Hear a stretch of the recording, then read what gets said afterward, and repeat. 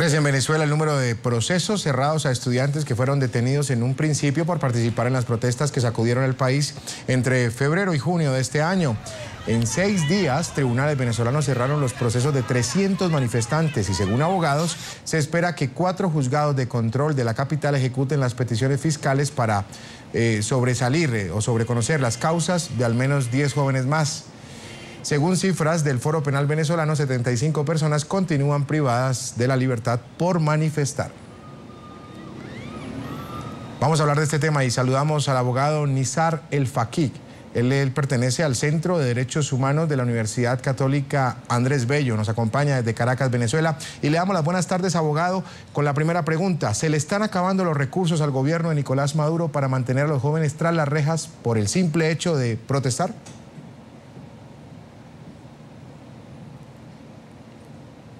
Sí, buenas tardes. Yo creo que no ha habido ninguna razón para ejecutar ninguna de las privativas de libertad ni ninguna de las detenciones que han tenido lugar en Venezuela en los últimos meses. Eso es algo que nosotros hemos dicho con muchísima claridad desde el principio de las detenciones en el mes de febrero, el 4 de febrero específicamente, y luego el 12 con mucha mayor crueldad aquí en la ciudad de Caracas. Y bueno, efectivamente yo creo que no es que se le acaban los recursos en una interpretación y escucha finalmente el llamado que hemos nosotros hecho con tanta fuerza de distintos sectores de la sociedad civil, las organizaciones no gubernamentales de derechos humanos que hemos estado trabajando, exigiendo la liberación de las personas inocentes y exigiendo que cesen las causas penales abiertas. Y creo que, bueno, finalmente el Estado venezolano está escuchando ese llamado y esa exigencia que hemos estado haciendo con estos sobreseimientos que significan libertades plenas. Pero, bueno, hay que destacar que si bien es una cifra muy importante la que ya estamos viendo a la luz y la que se sigue produciendo en este instante, porque bueno, cerramos el día con 302 sobreseimientos, pero estamos esperando 57 más en los próximos minutos u horas. Bueno, efectivamente es un número muy importante, pero todavía quedan alrededor de 1.850 personas con procesos penales abiertos y alrededor de 75 personas tras las rejas por protestar. De modo que esta lucha va a cesar cuando esas 1.850 personas restantes también sean liberadas plenamente con sus causas sobreseídas, incluyendo la liberación de las 75 que se encuentran presas, ¿no? Abogado, ¿de qué manera podemos explicarle a nuestra teleaudiencia el significado de ese término, sobreseimiento, palabra que define lo que ha sucedido con estos casos?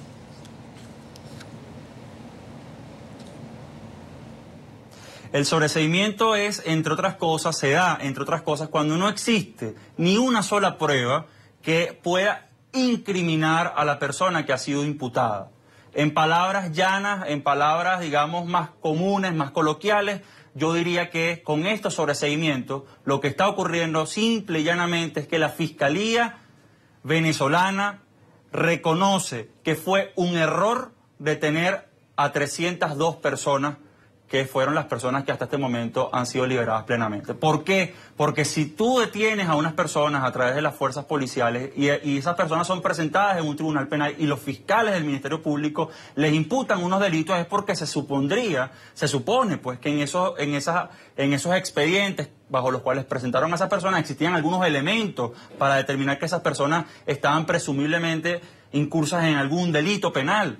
Entonces, ¿cómo es que si habían elementos suficientes para que esa presunción se activara y si fueron ignorados los alegatos que por meses hemos esbozado distintos abogados, distintas organizaciones, cómo es que luego entonces se reconoce que no existe ni una sola prueba que incrimine a estos jóvenes? Bueno, lo que se reconoce es un error de haber detenido y haber procesado a estos jóvenes. Nosotros lo celebramos que finalmente estos errores sean reconocidos y esperamos que, bueno, finalmente no solamente estos 302, sino estos 359 de los que te hablaba, se concreta esa cifra y sigan los sobreseimientos teniendo lugar en los días que vienen.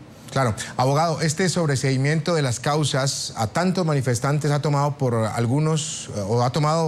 sorpresa a algunas personas. ¿Cuál es el piso legal, jurídico, detrás de estas acciones?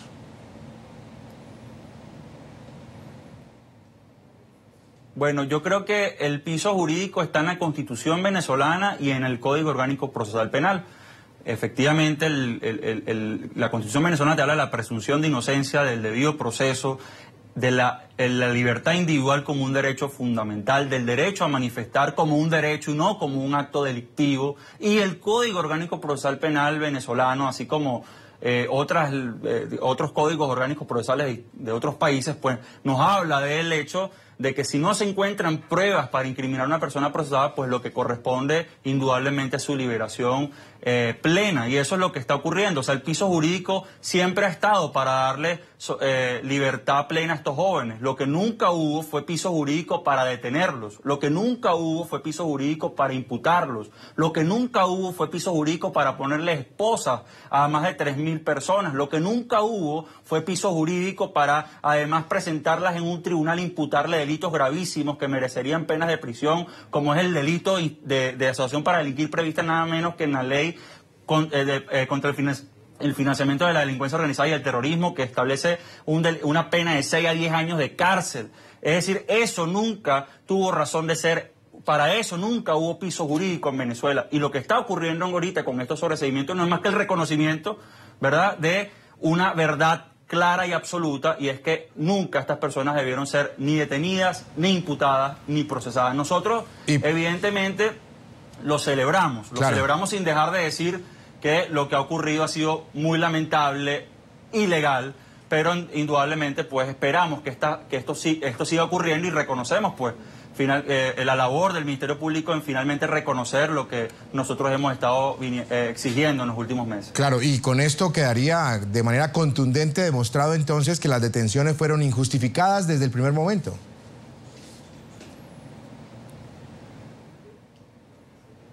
Es así, efectivamente. Ahora bien, abogado, todavía quedan 75 personas detenidas durante las manifestaciones que tuvieron lugar entre febrero y junio. ¿Hay probabilidad, mirando la otra cara, de que algunos de ellos reciban condenas entonces?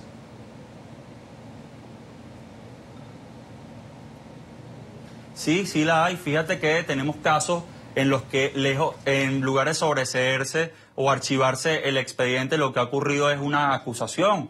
Tenemos el caso, por ejemplo, de un joven de nombre Alfredo Jaspe, que se encuentra hoy nada menos que en la cárcel de alta peligrosidad conocida como el Rodeo 2, un joven que fue detenido en marzo, el 8 de marzo, por manifestar, y que todavía se encuentra privado de libertad, y que lejos de sobreseerse su causa o archivarse su expediente, se procedió a acusarlo y a enviar entonces su proceso a juicio.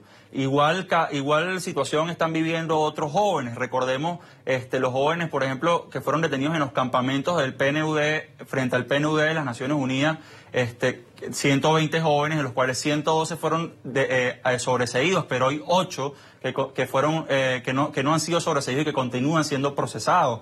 De modo que sí, evidentemente, estos que te acabo de mencionar y el resto de los 1.850 que están procesados actualmente están en riesgo de quedar privados de libertad en cualquier momento. Y en eso quiero volver a destacar, como siempre lo hago, que es verdad, solamente están contabilizados a este momento cifras que se están actualizando, y hay que decirlo, es una cifra que puede variar en horas, pero hasta este momento hemos contabilizado, corroborado 75 personas que se mantienen tras las rejas por protestar. Pero no solamente esas son las personas que están presas, como siempre lo digo, hay unas personas que no están tras las rejas, pero que tienen un proceso penal abierto, que fueron imputados de unos delitos penales, que están sometidos a unas medidas cautelares y que en cualquier momento pueden estar siendo privados de libertad, y esa es la situación de 1.850 personas aproximadamente.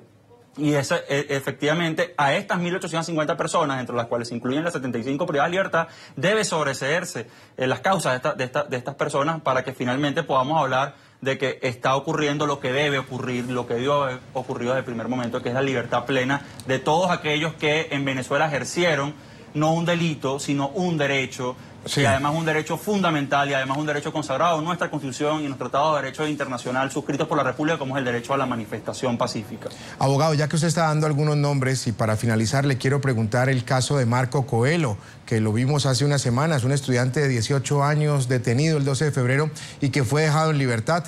¿Usted nos puede ilustrar un poco qué ha pasado con la situación legal, jurídica de Marco Coelho?